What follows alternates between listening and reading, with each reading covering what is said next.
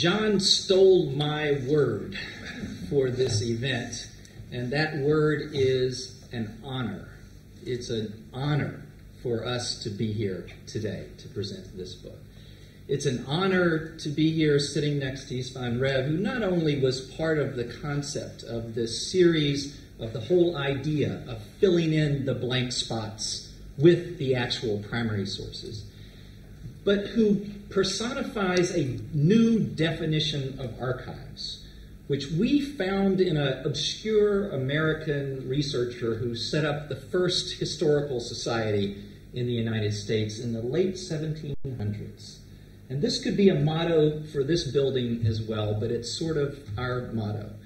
And a fellow named Jeremy Belknap, who also founded the University Press at Harvard, said about archives, "There is nothing like having a good repository and keeping a good lookout, not waiting at home for things to fall into the lap, but prowling about like a wolf for the prey."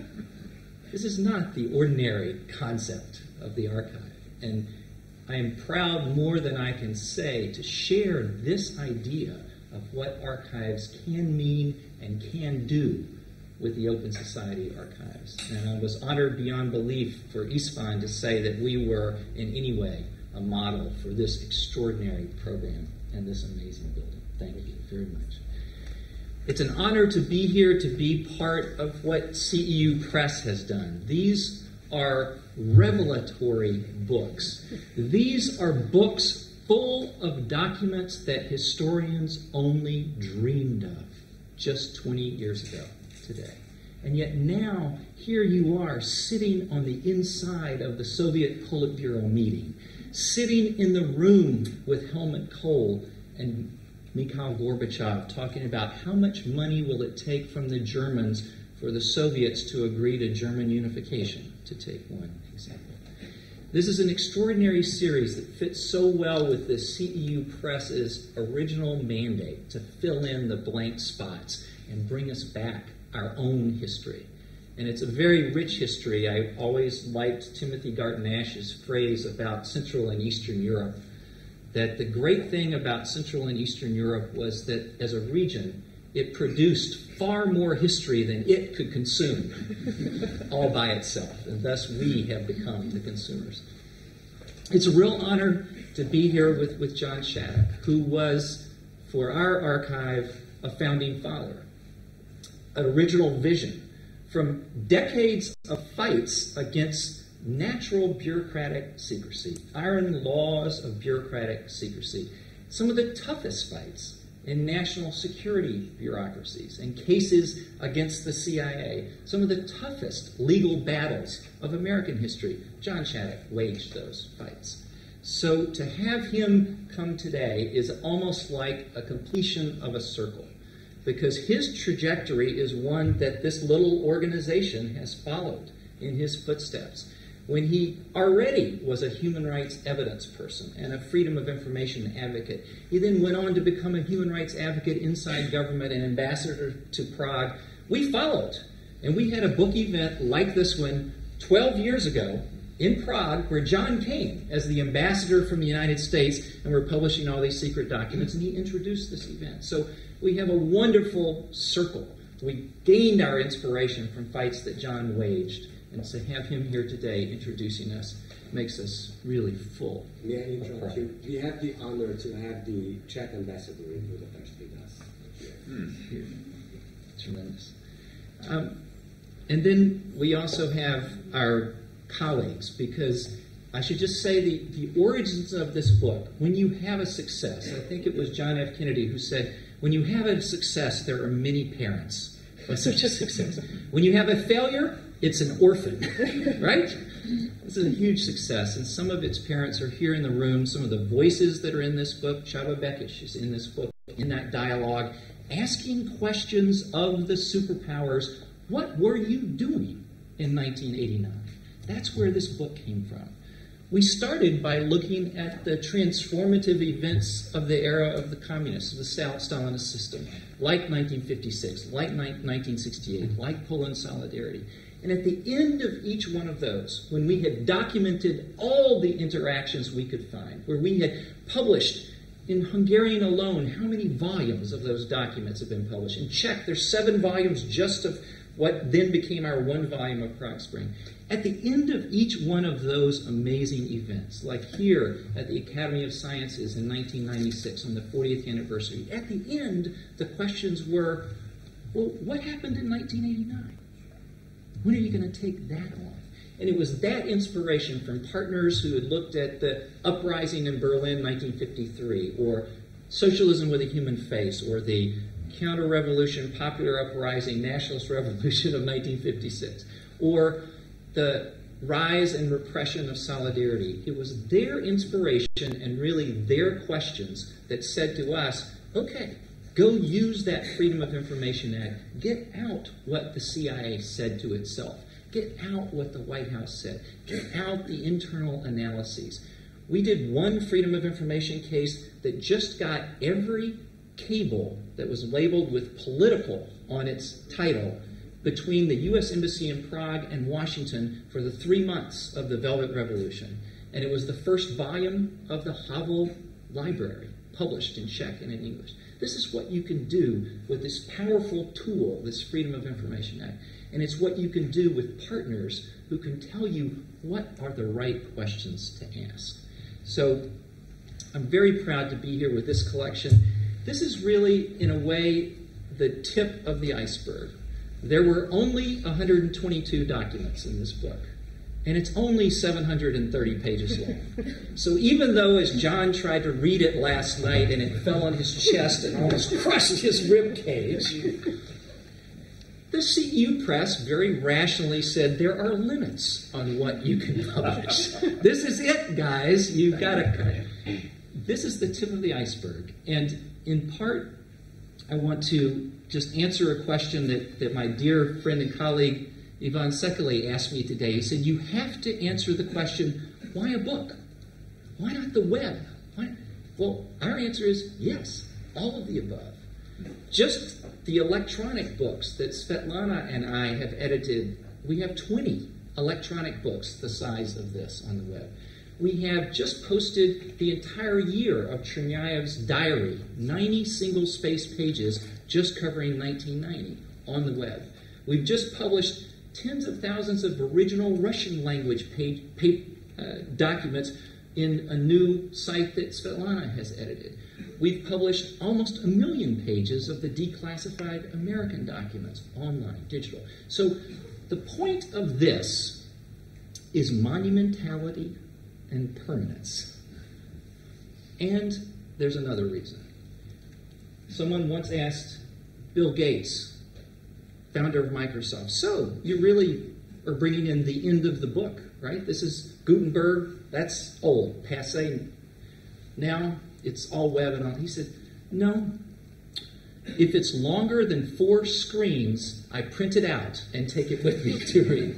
Well, this is 730 screens, and so we printed it out thanks to CEU Press, so you would have it on your shelf. It's not a linear book in that sense, even though the documents are presented in chronological form, but it revolves around a series of core questions. How did the Soviet empire end so peacefully? Say, compared to the exhibit that's about to open right downstairs here, the Yugoslav Federation. And the contrast, I think, teaches us enormous lessons about our own history. The other real point about this book and the documents in them really takes from what John was saying, the humility with which we need to approach history.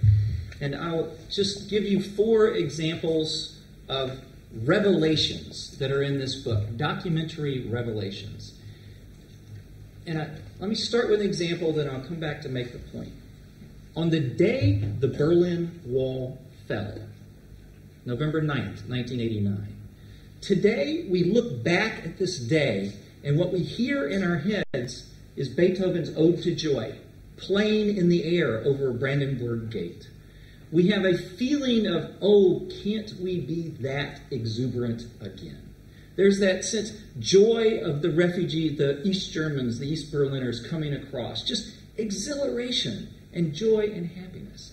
And yet, if we can put ourselves back at that moment, what you see in what the heads of the powers were saying to each other, in a very strange way, the only joyful expression by a major policymaker on either side of the Cold War was in Chernyav's diary in Moscow. In Washington, Bush and Scowcroft were scared to death. This is the beginning of instability. This is the breakdown of the system. What are we going to do now? In London, Margaret Thatcher was going, oh no, those Germans, they're going to get together. And in this book, published in English for the first time, we have the verbatim transcript of an extraordinary meeting on that day. Guess where the Chancellor of West Germany was on the day the Berlin Wall fell? He was in Warsaw, meeting with Lech Wałęsa about German assistance to the new Solidarity government. The transcript is here. You have to read it all. I won't give you all the details, but there's a wonderful moment. Wałęsa looks at Helmut Kohl, and he says, Mr. Chancellor, events are just moving much too fast in Berlin and East Germany. It's getting out of control. Those people are going way too fast. Why? The Berlin Wall could even come down in a few days or weeks. It was falling as he spoke to Kohl. Wałęsa says, this is terrible. They have to slow down. Because if the wall falls, then you Germans will take your attention away from us poor Poles, and we won't get any more financial aid, and we'll be stuck, and the whole world will go focus on Germany. So this is terrible. Let's slow it down. And this is I'll come back to this point. But American policy at the time was to slow down the revolutions, not to make them happen. The point that I want to make about the humility and the proper role of documentation. Documents lie. Just like human beings lie, just like memory lies, they have only really one virtue, which is they have a kind of artifact quality that helps us go back to that moment in time. They help us restore our view to what it looked like looking forward. We remember history backwards. We lived it forward. We didn't know how it would come out. So when you read these documents, their virtue is not that they are the truth. Far from it. They're written for many different reasons. But they take us to that time so that we get that sense it might not have turned out this way. To look at the documents and use them in this proper sense is to restore human freedom to history. It's to restore contingency and choice and roads not taken to a story that otherwise we think, oh, we know how that ended, so it had to have ended that way. No, it didn't. A TV announcer says the wall is open at the moment when the wall wasn't open. So East Germans go to the wall, but we heard it was open. What's the problem with you, border guard? And they push through. The announcement preceded the history in this interactive, reflexive way that the modern media world impacts. So these documents and their virtue are to take us back to that moment. Take us back to a moment where Margaret Thatcher, avatar of human freedom, markets, is sitting with Mikhail Gorbachev in Moscow on September 23rd, 1989. And she says to him, nobody in Europe wants Germany to be unified. Nobody. It would be terrible. And I just talked to my friend George Bush. He doesn't want Germany to be unified either. Gorbachev says, but what about that NATO communique about the rights of German self-determination? She says, disregard those words in that NATO communique. I'm telling you, nobody wants Germany unified. Fascinating. We have Chernyav's notes of that conversation. She said, stop taking notes. So he went out in the hallway and wrote it all down. We have the diary. We have the notes. Then you read in Chernyav's discussion with Gorbachev their attitude. They look at what Thatcher is saying and they conclude, you know, She is not willing to fight the Germans to stop unification. She wants it to be done with our hands. Not her fingerprints, but our hands. And in that discussion, you begin to see some of the reasons that the Soviet Union ultimately agreed to German unification. To stop it with our hands means the Germans' nation and their national aspiration become our enemies, instead of our number one economic trading partner. Svilan will talk more about that and the vision that Gorbachev had that even surprised himself at times. But here you are, you're in the room with Thatcher and Gorbachev. That's what you get in this book. You're in the room when Henry Kissinger comes to Moscow in January 1989, the very beginning of the Bush administration, and proposes a superpower condominium. Things are moving too fast in Eastern Europe. We have to slow them down. We need to get together. And the only thing that saved us, I believe, was Bush's own innate caution and insecurity, and the people around him who did not trust Gorbachev, believed he was a hawk in dove's clothing. Bush's coming in brought hawks with him who didn't believe Gorbachev was for real, that the Cold War would resume. Compared to those people, Ronald Reagan was a serious dove.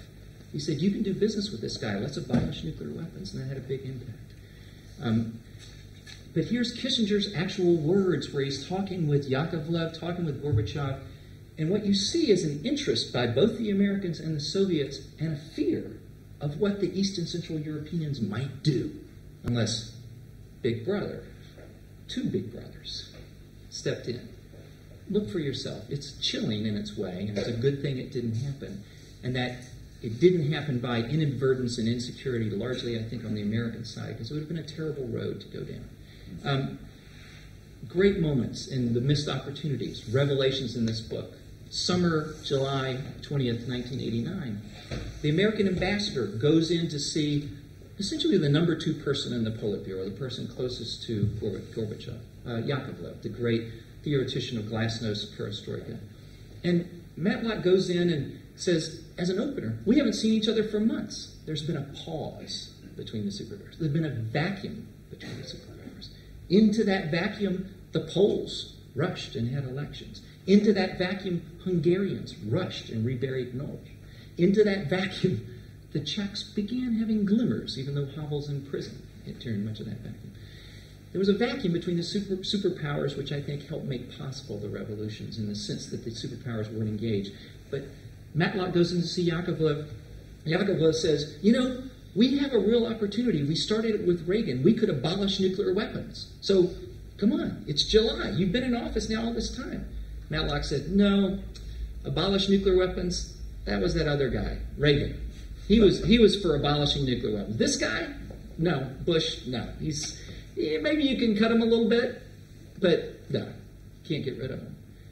What you see from the Soviet side of the documentation, dating back to Reagan and all the way through into 1990, is an arms race in reverse that Gorbachev is offering that the Americans never trusted enough to engage in. So that by the time Bush actually began to do things like remove the tactical nuclear weapons from around the world, Gorbachev no longer had the power on his side to deliver. The peak of Gorbachev's power in 1988 and 1989, by 1990 there were already factions against him. Huge missed opportunity.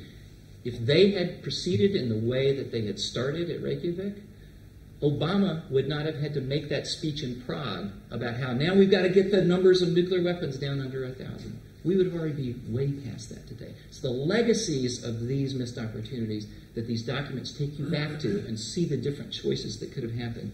I think that's the great virtue of these books. And finally, I'll just come back to the images of U.S. policy. Today in America, the conventional wisdom, and we just celebrated 20th anniversary of 1989, the conventional wisdom is really two parts. One part is Ronald Reagan, by decrying evil empire and saying tear down this wall and putting pressure on the Soviet Union, forced them to collapse. When you read the Soviet documents, you get the opposite view. That when he did that, it helped the hardliners. When he proposed the abolition of nuclear weapons, it showed Gorbachev, Gorbachev comes back to Chernayev in his diary in January 1986 and says, if we, Soviet Union, disarmed completely, those Americans, they wouldn't attack us. That guy wouldn't push the button. This is January 9th. That's the end of the Cold War. That's the end of the sense of threat between the two powers. So this takes you to a new place that restores the contingency of human actors. The other part of the conventional wisdom of the United States is that we were the beacon of freedom. Actually, the beacons of freedom were largely in Eastern and Central Europe and in dissident groups in Moscow, often in prison, underground. Those were the beacons of freedom. It's very easy for an American president surrounded by bodyguards to stand in front of the Berlin Wall and posture. And what we now know from some excellent scholarship, that this was a domestic political decision by Reagan to restore his standing after the Iran-Contra scandal had dropped his poll ratings the most of any president. Fascinating. That's not how we see it today. So now we look at these documents, we see the U.S. as on the receiving end of inspiration, moral inspiration, political inspiration from Eastern Central Europe. We see a very different Gorbachev that the Americans did not see at the time and missed seeing. So you have a series of potential revisionist narratives. We'd like to honor all of them. And we included in this book a multiplicity of those narratives, including by some of those great scholars like Chava and others who asked those tough questions, pushed the policymakers to explain themselves, and confronted them, even interrogated them with their own documents. This is the joy of what we do. It's a real honor to be here. And I'd like to turn it to Svetlana, who has been the ambassador without portfolio to the former Soviet Union for the National Security Archive, who has done the personal diplomacy, the persuasion, even in the worst conditions, politically and otherwise, for our archival openness, to keep materials open. And now the collection that exists in her office in Washington and in the reading room of the National Security Archive is largely not available in Moscow. You can't find it there. So our current program is about the repatriation of Russia's own history back to Russian scholars. And I just want to credit her for the core discoveries that have made this volume, I think, so revelatory. And I'll end just with the quote. Svetlana and I are actually very, very modest people. We titled our book Masterpieces of History, not because we're masters of history, but rather because it's a wonderful quote from one of our inspirations, Jacques Levesque, the Canadian scholar, who gave us much of our research agenda, and he says, with some irony, the way the Soviet Union separated itself from its empire and its own peaceful end may seem to be its most beneficial contributions to history, the way it ended itself. And in any case, these episodes are masterpieces of history. So we took that as our inspiration, and we're proud to be in the footsteps of all of those here. So,